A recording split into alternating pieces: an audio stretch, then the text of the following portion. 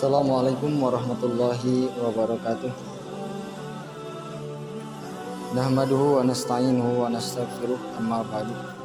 Ikhwanul kiram rahimakumullah, alhamdulillah kita bersyukur pada Allah Subhanahu wa taala di siang hari ini kita masih bisa berkumpul kembali untuk melakukan sholat zuhur secara berjamaah, dan kumpulnya kita mudah-mudahan menjadi asbab tentunya nanti kita di surganya Allah Subhanahu wa taala.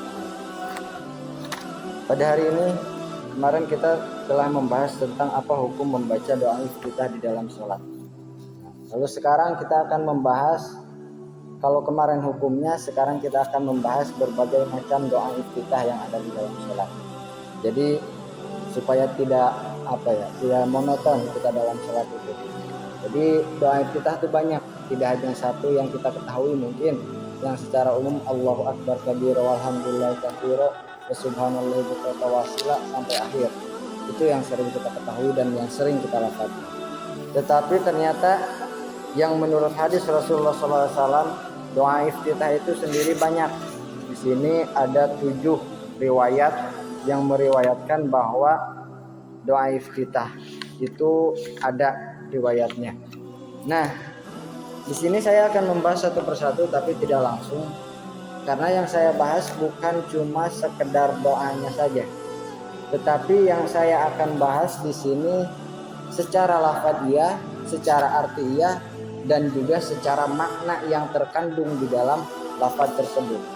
Sehingga apa? Sehingga yang terpenting di dalam sholat itu sebenarnya bukan cuma gerakan dan bacaan di dalam sholat, tetapi yang terpenting di dalam sholat itu adalah khusyuk di dalam sholat. Seringkali kita itu tidak mendapatkan khusyuk di dalam sholat.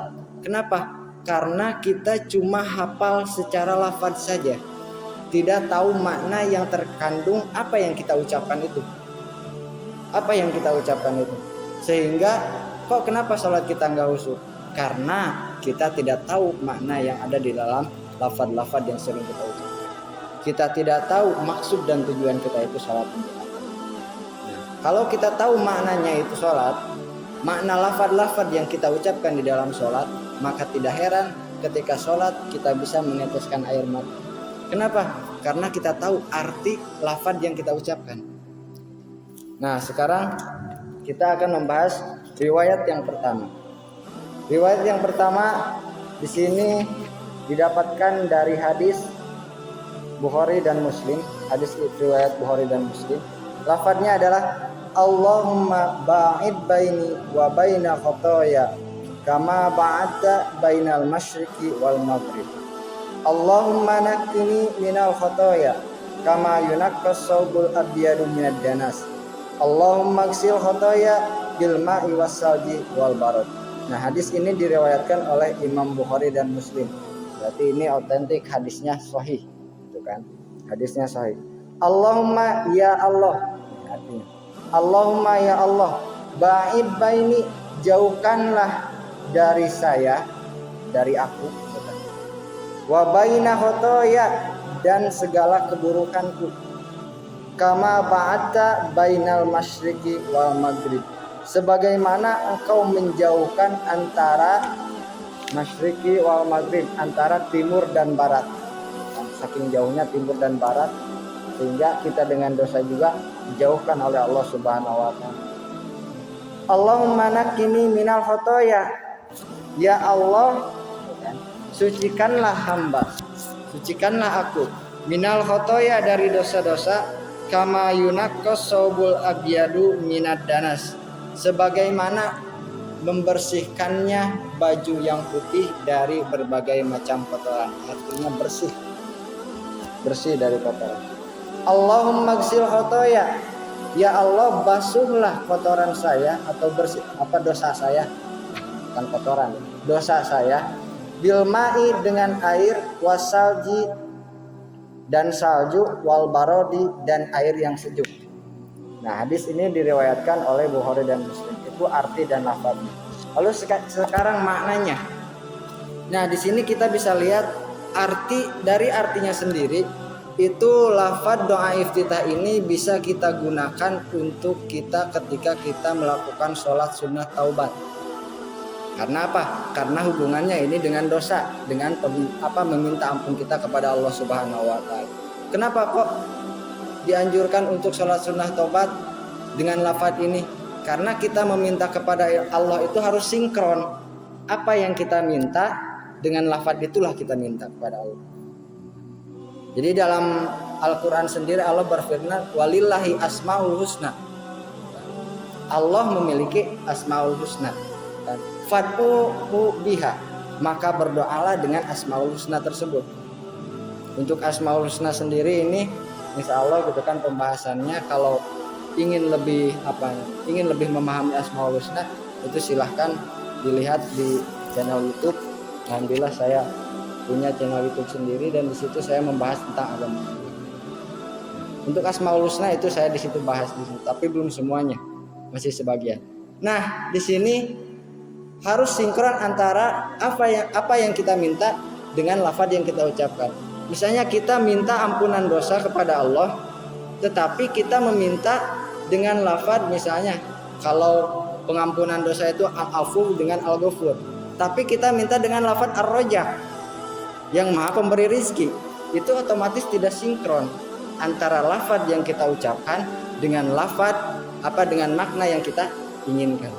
Nah, di sini juga lafaz yang tadi dikatakan bahwa di dalam doa iftitah ini bahwa kita meminta ampunan kepada Allah Subhanahu wa taala. Yang pertama, ya Allah, jauhkanlah antara aku dan dosa-dosaku sebagaimana Engkau menjauhkan timur dan barat. Ini timur dan barat tidak akan pernah bersatu. Dan ini yang Allah berikan kepada nabi-nabi. Yang Allah berikan kepada nabi-nabi. Sehingga antara kesalahan dengan nabi itu tidak akan pernah menyatu. Dijauhkan oleh Allah Subhanahu wa taala.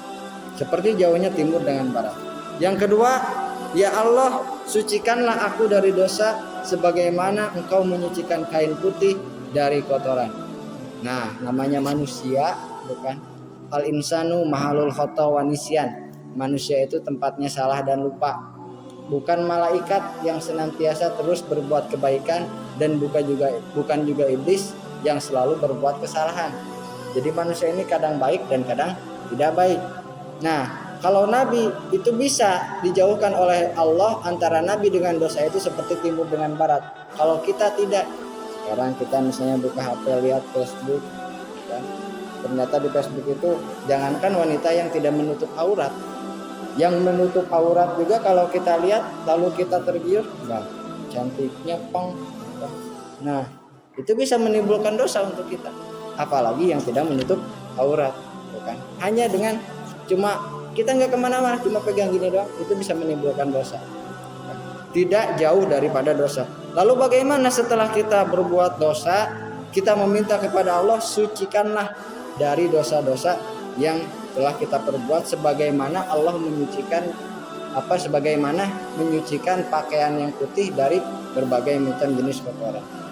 Lalu yang berikutnya, ya Allah, basuhlah dosa-dosaku dengan air, dengan salju dan air yang sejuk. Nah, jadi dua cara Allah Subhanahu wa taala menghapuskan dosa manusia. Yang pertama dengan air yang sejuk, maksudnya dengan air yang sejuk itu dengan apa? Dengan kedamaian. Cara dengan kedamaian apa? Dengan cara amal-amal yang lain. Kita melakukan dosa, dosa itu bisa ditutup oleh Allah, bisa dihapus oleh Allah dengan kita berbuat baik. Itu yang pertama. Yang kedua, cara Allah membersihkan dosa bukan tidak ditutup dengan amal yang baik, tetapi dengan dimasukkan ke dalam neraka. Itu naudzubillahi min dzalik. Nah, itu bukan dengan hal yang baik ya, bukan dengan air yang sejuk, bukan dengan air salju, ataupun bukan dengan hal-hal yang bersih. Nah, maka cara menyucikan Allah Subhanahu wa taala dengan dosa kita itu banyak caranya. Nah, ini lafaz doa iftitah yang pertama, yang mana hadis ini diriwayatkan oleh hadis riwayat Bukhari Muslim. Kita ingin menggunakannya untuk sholat sehari-hari selain sholat taubat, apakah itu bisa? Bisa. Atau kita misalnya ingin melafadzkan lafaz ini untuk doa kita, apakah bisa? Bisa. Itu tidak dilarang oleh Rasul dan itu tidak dilarang oleh Allah Subhanahu wa taala. Mungkin hanya itu yang dapat saya sampaikan pada siang hari ini. Kurang lebihnya saya mohon maaf. Wabillahi taufiq wal hidayah. Assalamualaikum warahmatullahi wabarakatuh.